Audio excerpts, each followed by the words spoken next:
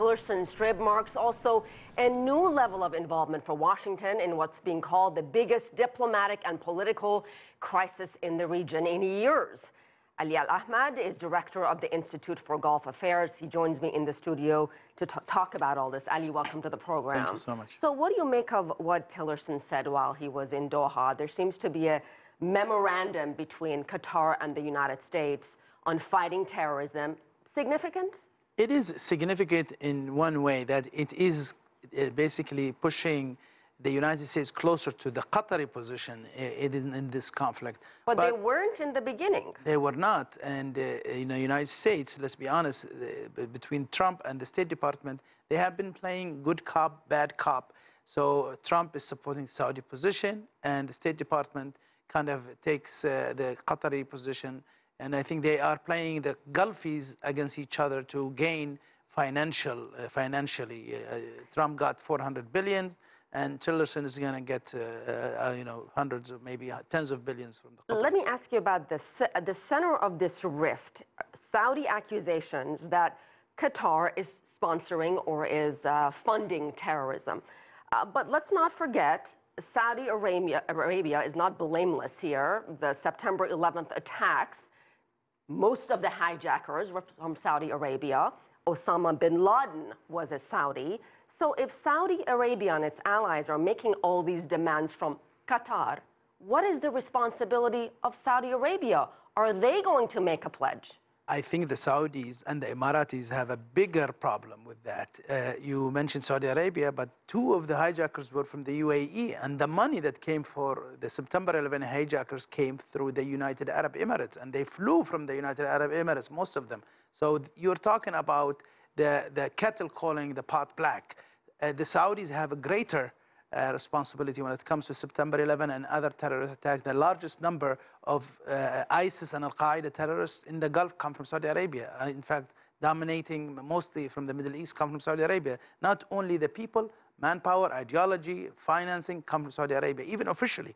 The problem is the United States also signed a deal with the Saudi Arabia similar to this one, and it did not materialize to anything. And so there is no significance in terms of that between the Qataris and the Americans to sign this deal only for this conflict.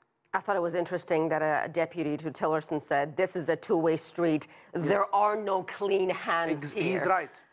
Let me ask you about the list of demands, the 13-point demand issued by Saudi Arabia, Bahrain, United Arab Emirates, and Egypt. How realistic are these demands, putting aside the terrorism aspect, shutting down Al Jazeera, cutting relationship with Iran, shutting down the military base that it has with Turkey? I mean, is this feasible? I think some of them are feasible, but they already have basically said, forget about these 13 demands. So even the Gulf countries, the demanding countries, have basically threw these demands away because they are unreasonable.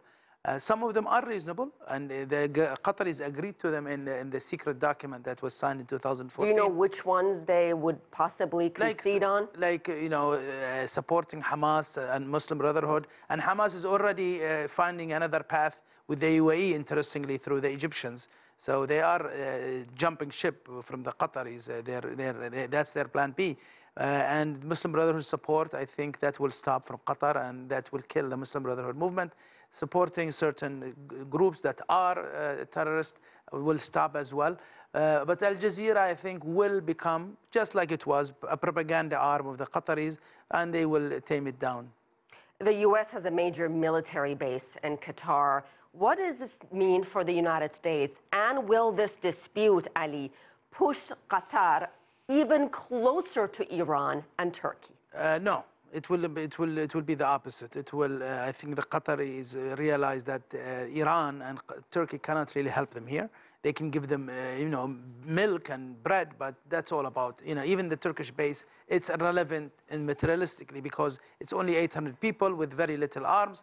It is the United States that is the guarantor. The reason that there is an American base in Qatar, it was the Qatari desire, and they sought to have an American insurance policy by having the base in Qatar to protect them mainly from the Saudis. Ali Al-Ahmed, thank you so much, sir. Thank you.